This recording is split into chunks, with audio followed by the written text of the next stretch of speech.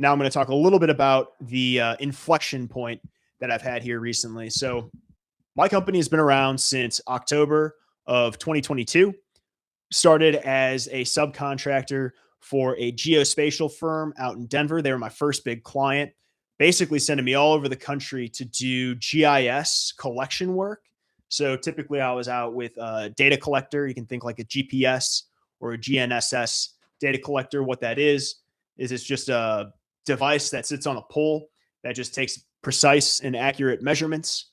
Worked with them for about 9 months and then ended up getting a big multi-year contract doing laser scanning for my number one biggest client, engineering firm based out of Milwaukee.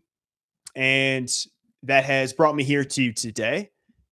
And I was going through my marketing, updating my LinkedIn, when I realized something very important. And that is I've worked for my own company longer than I've worked for anybody else or any other company. So that was a cool moment. There's ups and downs in entrepreneurship, starting something new, but I'm really proud and glad and happy at the fact that I've been able to sustain myself through my own business that I created longer than I've been working for anybody else, right? So starting from my very first job when I was 16 as a lifeguard at the neighborhood pool, all the way up through working my first job out of college to working for, some pretty big companies running their drone programs. It's been pretty rewarding and satisfying that I've been able to perpetuate based off of my own efforts in starting this company. However, sales has been a challenge. This is not necessarily my strong suit. I kind of come from more of the technical side. I've always enjoyed entrepreneurship, whether it was doing like little side projects, lemonade stand type things, to a rental company that I started in high school with my buddy. I've always enjoyed entrepreneurship. However, the sales I've always found to be a challenge. Well, I'll say this. I've been operating now for about 6 months without any new revenue. And that's a little scary because that's obviously not sustainable.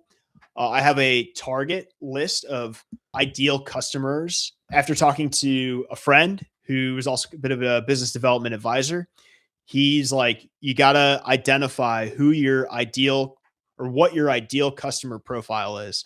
So I have a short list, but I've kind of been expanding that list. It's about 20 people right now at different, roles at different companies who I would ideally fit in. What my ideal customer profile looks like is a small to medium-sized engineering or architecture firm that is already using, this technology behind me here, BIM and GIS. Maybe they've already got a drone, maybe they've already got a laser scanner, and they're looking to expand their capabilities, looking to cover more projects, and they don't necessarily have the resources internally to do that. So I'm now, after kind of, the last few months working on my brand, my positioning, and my offers, what it is I'm actually offering, to do for people or other companies. I now realize I need to expand that list of 20 ideal customers to like 200.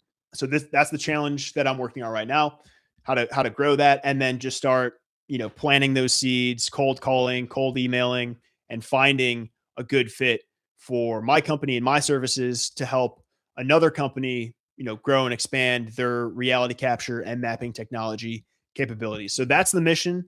That's the goal right now. That I've kind of hit this inflection point of, it's been really enjoyable that I've been able to have this kind of level of independence with my own company and being able to, ultimately work for myself. At the end of the day, the job is the boss, the client is the boss. So I don't really think of it as I'm not totally independent. I live in a world where I need to work with other people, but I've really enjoyed the independence of doing my own entrepreneurial pursuit.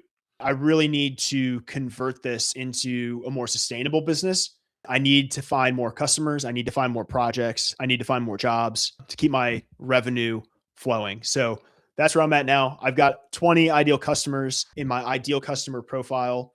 I'm going to try to figure out how to grow that to 200.